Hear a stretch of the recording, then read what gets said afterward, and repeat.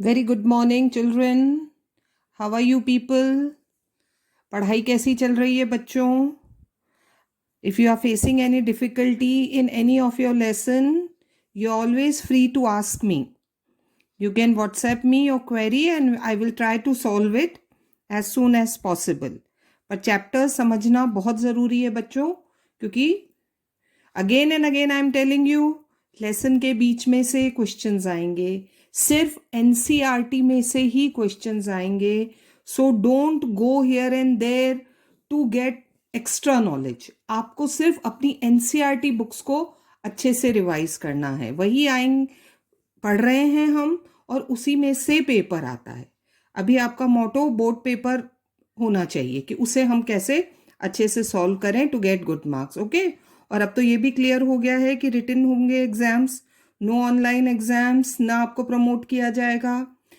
हो सकता है लेट हो, of course they will be postpone, 1-2 महीने आगे जा सकते हैं, लेकिन एग्जाम होंगे और एनसीईआरटी बुक में से ही होंगे. So keep reading your chapters, okay? So coming back to our lesson, in previous class we have done railways and pipelines. We were doing modes of transport और हमने पहले roadways पढ़ा था, then railways, and then the latest mode, that is pipelines. Today we will start with waterways, जो I think after roadways या roadways के साथ साथ one of the oldest mode of transport है. एंशियंट टाइम से sailors are going across the ocean, going from one country to another. तो waterways बहुत पुराना मोड है और चीपेस्ट भी है, सबसे सस्ता मोड इसको माना जाता है. Waterways, since the ancient period India was one of the sea faring countries going across the sea. हमारे सेलर्स थे, they were going across the sea to other civilisations. Its seamen, हमारे जो sailors थे, sailed far and near, thus carrying and spreading Indian commerce and culture. वो business के लिए भी जाते थे, and along with them, it also helped in spreading Indian culture to far off countries. Waterways are the cheapest means of transport. सबसे सस्ता mode है waterways. They are most suitable for carrying heavy and bulky goods. Best way है, इसीलिए ship से जाते हैं ज़्यादा consignment. बड़े जो होते हैं ना, ज्यादा गुड्स जब भेजने होते हैं, they are always sent through ships, क्योंकि हैवी और बल्कि गुड्स के लिए बेस्ट है. It is a fuel efficient and environment friendly mode. All the other modes create pollution, only the waterways are the environment friendly mode of transport. India has inland navigation waterways of 14,500 kilometres. मतलब हमारी जो reverse हैं उनमें जो boats चलती हैं वो totally इतना है.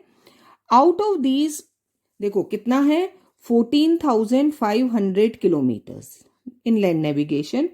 उसमें से only 5,685 kilometres are navigable by mechanised vessel, जहां इंजन से चलने वाली बोट्स चलती हैं.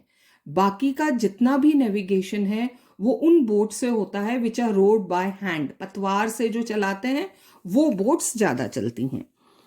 The following waterways have been declared as the national waterways by the government. तो like we have roadways, national highways, in the same way these are declared as national waterways. So you need to learn them nicely. अच्छे से पढ़ना इनको बच्चों. The Ganga river between Allahabad and Haldia, 1,620 kilometers, national waterway number 1. The Brahmaputra river between Sadia and Dubri, 891 kilometers, national waterway number 2. It's the West Coast Canal in Kerala, Kottapurna, Kollam, Uddog Mandal and Champakara canals, 205 kilometers, national waterway number 3. क्यों national waterways कह रहे हैं? Like national highways है ना, heavy load, heavy volume of traffic. वैसे ही इन reverse में भी बहुत ज्यादा बोट्स चलते हैं, बहुत सारे goods and passengers they row through boats, इसलिए इन्हें नेशनल वाटरवेज कहा गया है. Specified stretches of Godavari and Krishna rivers, कुछ कुछ पार्ट है इनका, along with Kakinada Puducherry stretch of canals 1078 kilometer, national waterway number 4, and specified stretches of river Brahmani along with Matai river delta, channels of Mahanadi and Brahmani rivers and East Coast Canal, that is 588 kilometer, national waterway number 5. So these are the 5 national waterways that we have. और भी हैं लेकिन वो national waterways नहीं है. बाकी केरला में और बहुत सारे यूपी में, बिहार में, बहुत सारे स्टेट्स में रिवर्स हैं जहां पर बोट्स चलती हैं और पैसेंजर्स उसमें ट्रैवल करते हैं. There are some other inland waterways on which substantial transportation takes place. काफी सारे बोट्स हैं और पैसेंजर्स भी. देखो, you can see a pic there, it's given there, है ना. Inland waterways widely use north eastern states में बहुत ज्यादा है. Even they are carrying vehicles on boats, such big boats जिन पर व्हीकल्स भी ले जाते हैं. These are Mandovi, Zuari and Cumbarjua, Sundarbans, Barak and back waters of Kerala, जहां पर एक substantial amount of transportation takes place through boats. Apart from these, India's trade with foreign countries. अच्छा, ये तो बात हो गई inland, within the country. लेकिन हमारा एक बहुत बड़ा amount, nearly 95% of trade volume that is done through ships, और 68% in terms of value is moved by sea. तो जब हम दूसरी कंट्रीज के लिए अपने शिप्स रवाना करते हैं तो वी नीड सी पोर्ट्स, जहां से ये शिप्स रवाना होते हैं. Now listen carefully children, every sea port has a speciality. हम लेसन में पढ़ते जाएंगे to remember that.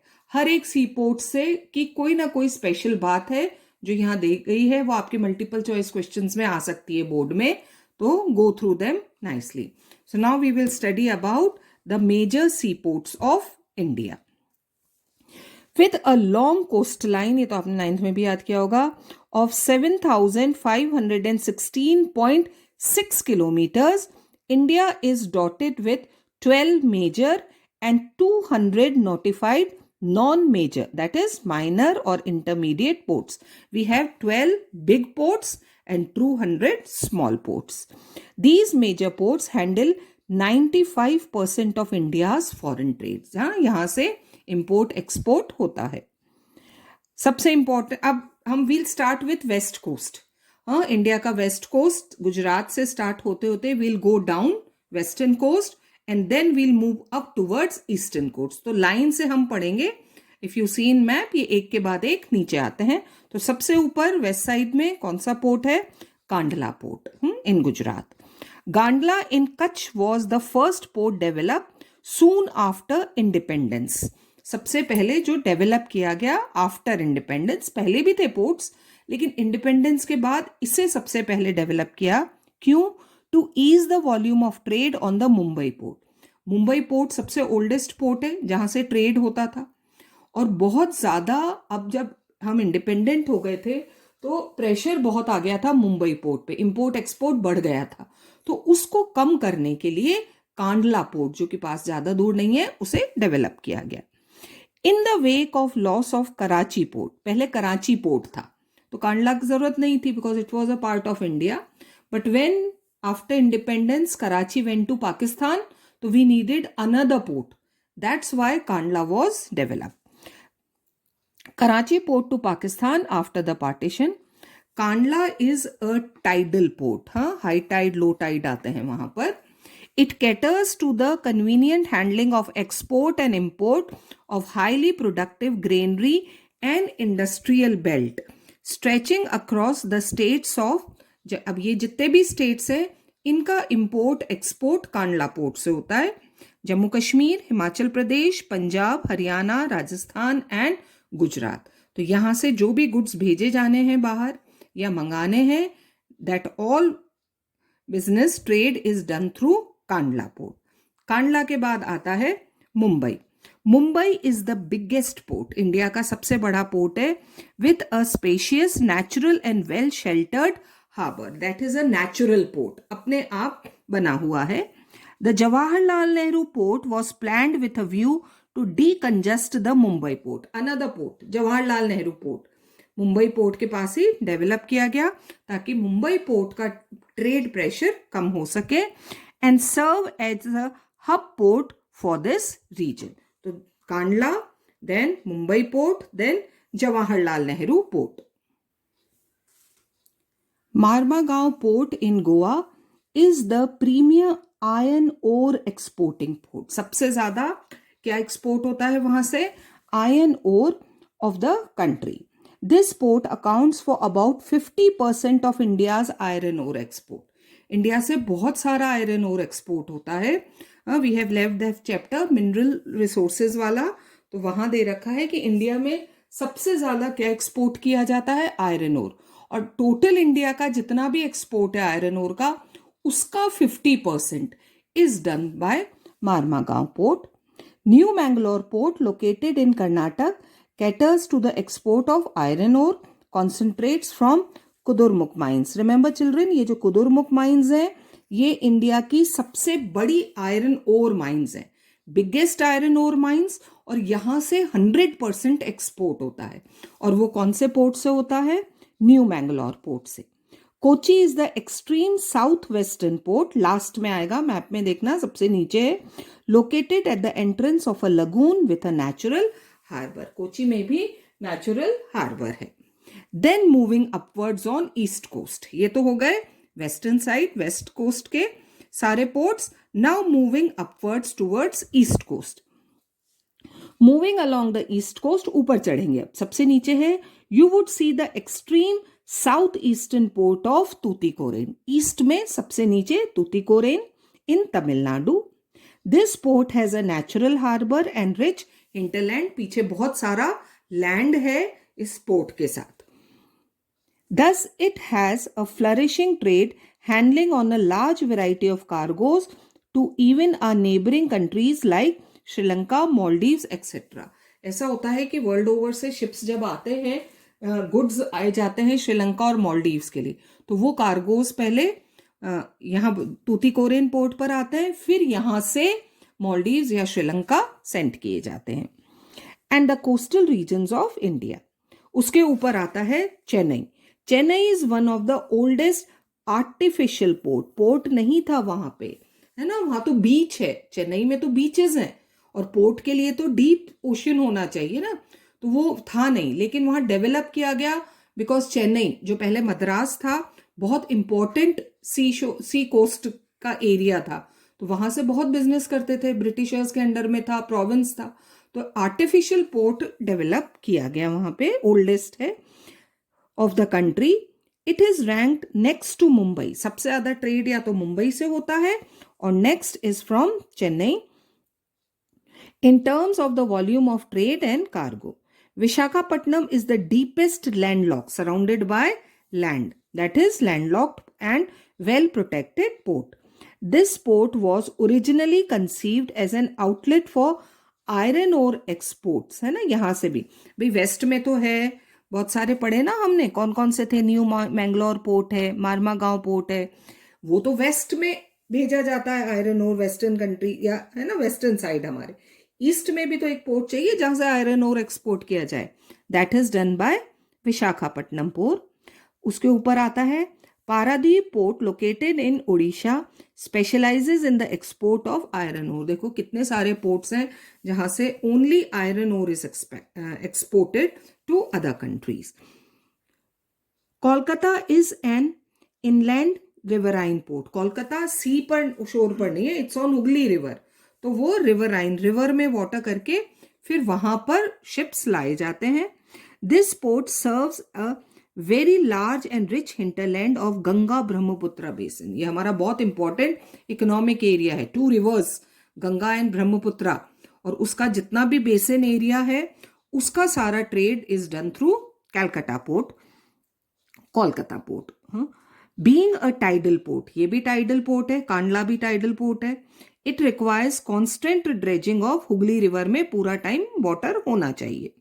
Haldia port, ये भी कोलकाता के पास है, was developed as a subsidiary port. Like Kandla port was developed for Mumbai port, in the same way Haldia port was developed as a subsidiary to Calcutta port in order to relieve growing pressure on the Calcutta port. So these are the various sea ports है ना, जो हमारे major ports हैं, उनके बारे में हमने समझा. Now the most prestigious और सबसे इम्पोर्टेंट मोड ऑफ ट्रांसपोर्ट, जिसे हम कह सकते हैं फास्टेस्ट मोड ऑफ ट्रांसपोर्ट, और सबसे ज्यादा महंगा भी, एक्सपेंसिव, दैट आर एयरवेज. तो let's find out about airways. The air travel today is the fastest, most comfortable and prestigious mode of transport. क्यों है इतना इंपॉर्टेंट ये? Because it can cover very difficult terrains. जो areas roadways, railways से कवर नहीं हो सकते, those areas can be covered by airways. Difficult terrains like high mountains, dreary deserts, dense forest and also long oceanic stretches with great ease. ये सारे areas which cannot be covered by roadways and railways can easily be covered by airways. Think of the northeastern part. हमारे जो north eastern states हैं, वो कैसे develop होते if they want Airways of the country, marked with the presence of big reverse, dissected relief, dense forest and frequent floods, है ना, Brahmaputra, Ganga, they have frequent floods, इतने high mountains हैं. तो वो सब कैसे पॉसिबल होता अगर एयरवेज नहीं होता? तो it is only possible because of airways. And international frontiers etcetera in the absence of air transport. हम प्रोटेक्ट कैसे करते हमारे बॉर्डर्स को? Air travel has made access easier. कहीं भी पहुंचना बहुत इजी हो गया है because of air travel. The air transport, underline कर लो, वॉज नेशनलाइज्ड इन 1953. इससे पहले इंडिया की कोई एयरलाइंस नहीं थी, प्राइवेट एयरलाइंस थी, पर्सनल प्लेन्स थे, किंग्स, प्रिंसेस, इनके पास अपने अपने प्लेन्स थे. ऑन द ऑपरेशनल साइड, अब इंडिया में देखो क्या क्या चलता है. इंडियन एयरलाइंस अलायंस है which is subsidiary to Indian airlines. Private scheduled airlines हैं, बहुत सारे हैं, आप नाम जानते हो. And non scheduled operators provide domestic air services, है ना, बहुत सारी air services, air facilities available है जो within the country from one city to another provide services. Air India provides international air services. तो इंटरनल तो क्या है हमारी एयरलाइंस, इंडियन एयरलाइंस, और इंटरनेशनल फ्लाइट्स के लिए कौन सी सर्विस अवेलेबल है? Air India. दोनों अलग अलग हैं. इंटरनेशनल एयर सर्विसेज, पवन हंस हेलीकॉप्टर्स, है ना, ये है जो हेलीकॉप्टर सर्विस प्रोवाइड करते हैं. Provides helicopter service to oil and natural gas corporation in its offshore operations. Sea के बीच में से जब ऑयल निकालना होता है, वहां प्लेटफॉर्म्स पर जब लोगों को ले जाना होता है, तो that is done through Pawan Hans helicopters. To inaccessible areas and difficult terrains, कोई भी मुश्किल होती है, माउंटेन्स पर कोई कुछ हैपनिंग हो जाती है, कोई एक्सीडेंट हो जाता है, तो it's always the helicopter services that is taken help of. तो that is provided by Pawan Hans. Like the northeastern states and the interior parts of Jammu Kashmir, Himachal Pradesh and Uttarakhand, है ना, अगर अर्थक्वेक है या कोई एक्सीडेंट है तो कौन हेल्प के लिए आता है? Helicopters. Indian airline operation also extend. अब इंडियन एयरलाइंस क्या है? हमारी डोमेस्टिक फ्लाइट्स हैं, लेकिन वो कहाँ तक जा रही हैं?